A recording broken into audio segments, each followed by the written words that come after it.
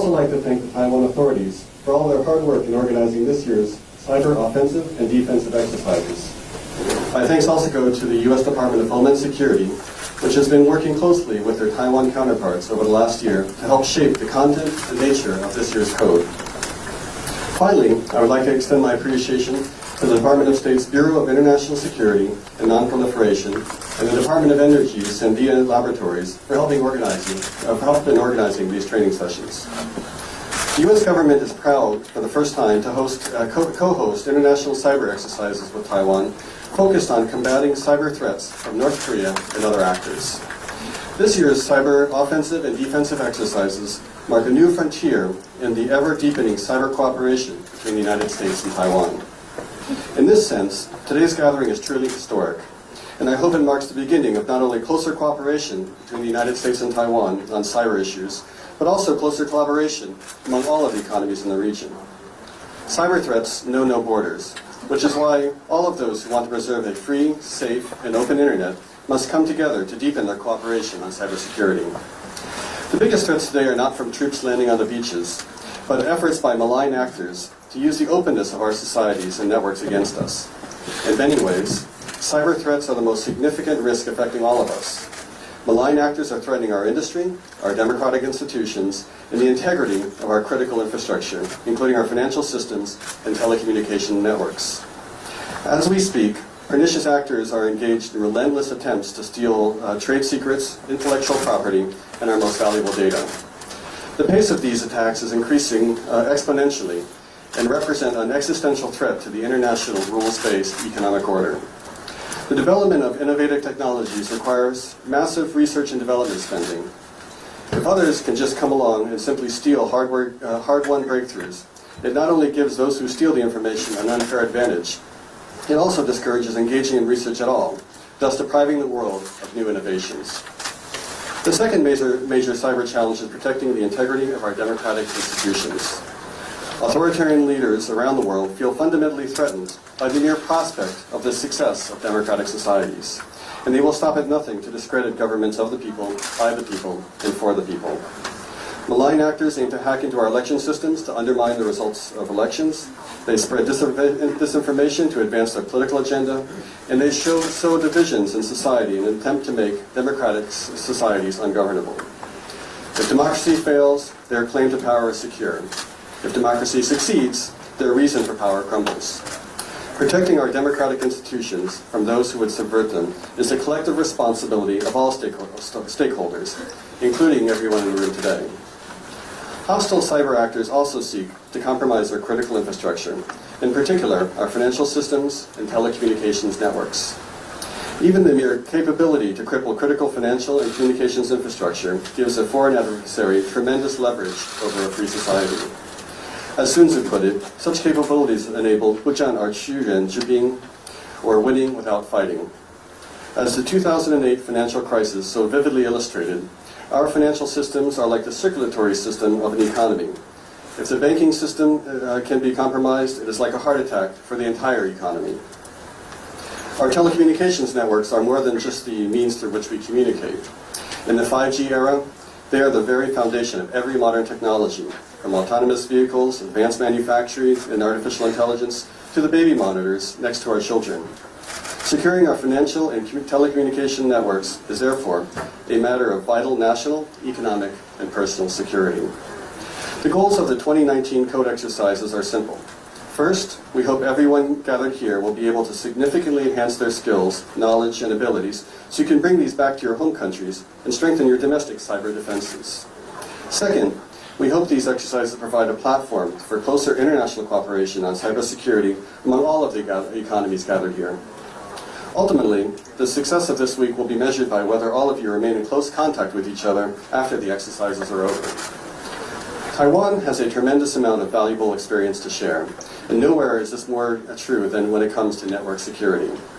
In the last few years, under the leadership of Senior Advisor Dr. D.T. Lee, Taiwan has developed a comprehensive national cybersecurity strategy, established new offices to create a whole-of-government and indeed whole-of-society approach to cyber, and built nationwide information sharing systems.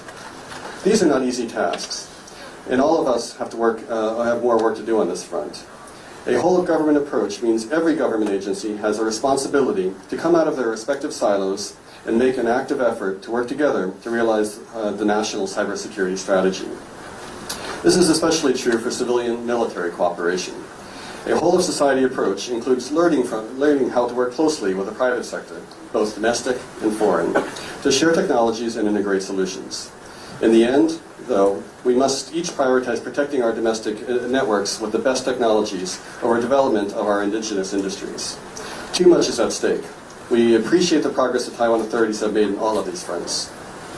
The United States is quickly deepening its cyber cooperation with Taiwan. We have been working closely with the Taiwan authorities to help bring Taiwan into the Department of Homeland Security's automatic indicator sharing system, which shares cyber threat indicators at machine speed. We are also working with Taiwan to raise public awareness through the Global Stop, Think, Connect campaign. We have held trainings on improving public-private sector cooperation, and earlier this year we co-hosted officials from more than 20 countries to discuss network security and emerging technologies, including 5G.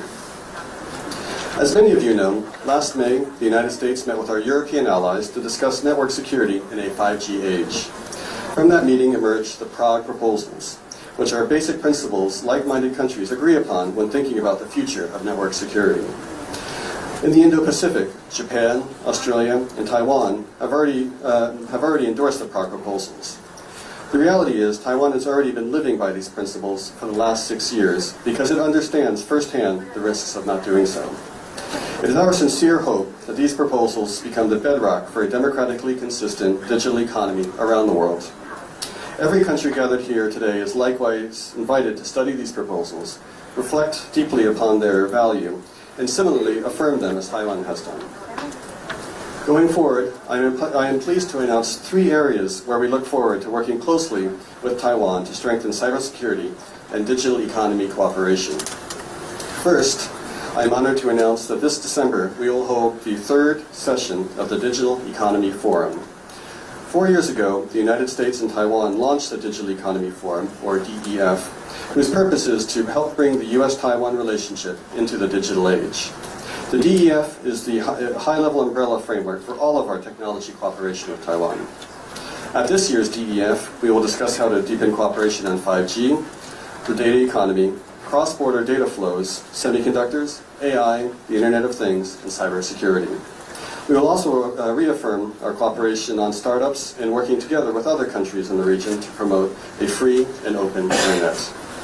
Second, AIT and the U.S. government will begin early next year a roadshow where we will bring American experts to raise awareness about the latest cybersecurity threats, trends, and best practices. In particular, we intend to hold training seminars at Taiwan's major science parks and technology industry hubs. Advanced cyber defense technologies are very helpful, but oftentimes raising public awareness and improved cyber hygienes are the best defenses. Third, we look forward to working closely with Taiwan on its proposed International Cybersecurity Center of Excellence. The center will provide an outstanding platform for close public and private sector cooperation on cybersecurity, both here in Taiwan and across the entire Indo-Pacific region, especially when it comes to cyber network security, 5G, and emerging technology cybersecurity standards. We also hope to work closely with Taiwan through the center on capacity initiatives for the Pacific Islands. Strengthening our cyber defenses is no longer optional. It is foundational for the future of free societies. I implore all of you to dedicate yourself to this mission. It is no exaggeration to say the world as we know it depends on all of us doing this. Thank you so much, and good luck with this seminar. 谢谢大家.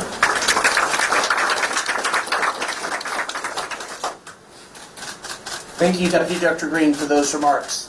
Next up, I'd like to welcome woman De Lao Pengyo, Senior Advisor at NSC for Cybersecurity, Dr. D.T. Lee.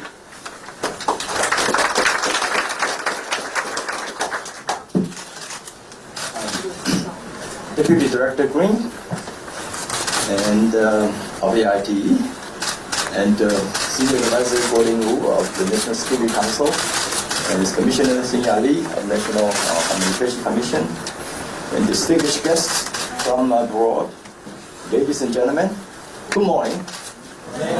Welcome to Taiwan to participate in Code 2019. This marks the first time that the United States and Taiwan co-host the CODE event.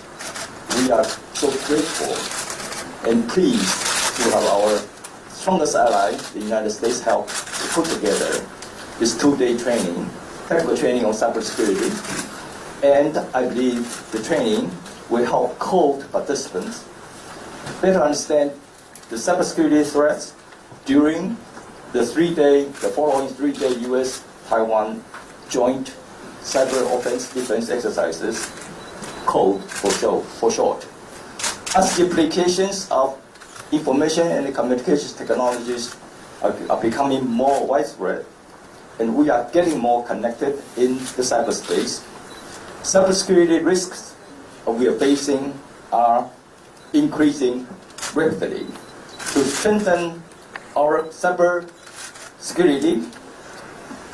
preparedness in the public and the private sectors, Taiwan has held CODE biannually since 2013 and wishes to enhance the emergency and instant response capabilities of government agencies and the critical information infrastructure providers. To fight against cyber attacks and deal with cyber threats, we need to be all well prepared, starting from raising public awareness of all forms of cyber attacks, be it phishing emails, ransomware, malicious intrusion, or vulnerability exploitation of the application software and the web, etc. Building an effective instant response detection and response system in case of cyber event. And finally, recovering from the attacks in a resilient manner. Today, I'm very pleased to see all our friends and allies gather together with the help of the United States to discuss approaches and solutions to respond to counter cyber attack from international hacker organizations, especially DPRK and others, to the critical infrastructure and the financial institutions. This is an important milestone for Taiwan in international cooperation on cybersecurity, as mentioned by Deputy Green, and also a concrete example of our implementation of President Tsai's cybersecurity is national security policy. I would like to thank all of you for participating in this event. I'm sure you all will gain valuable experiences from CODE 2019, and we, as our host, welcome your feedback and suggestions so as to help us make a better run the CODE exercise next time. And at the same time, I would like to thank our host, Microsoft, for providing this space for us to hold this event. And as Deputy Green has mentioned, the U.S. and Taiwan has been cooperating in cybersecurity defense system in all fronts. We really appreciate the support from the United States. At the same time, we all try to, as Deputy Green said, we already implemented a national cybersecurity strategy report last year. So we help defend our cyberspace in Taiwan and also in the Indo-Pacific region. We really appreciate the support and welcome you all to this event. I hope that this event will help you strengthen your defense system cybersecurity when you go home. Thank you all very much. Thank you.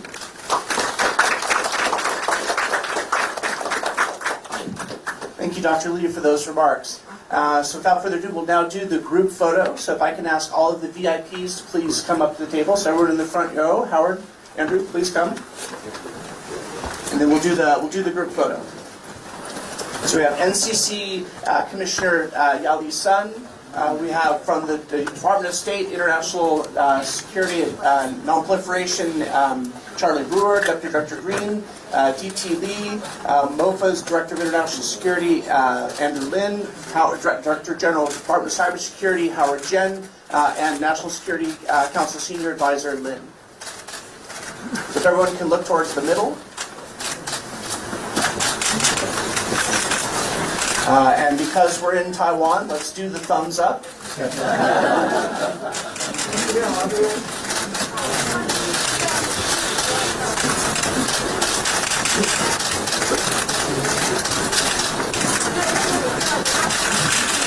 Okay, I think that should be good. All right, so thank you all very much for coming. So this concludes the open press portion of the code exercises. So we'll now ask all of our press colleagues to please kindly leave, and then we'll continue with the exercises for the remaining people. So thank you all very much for coming, and thank you to our speakers. Thank you.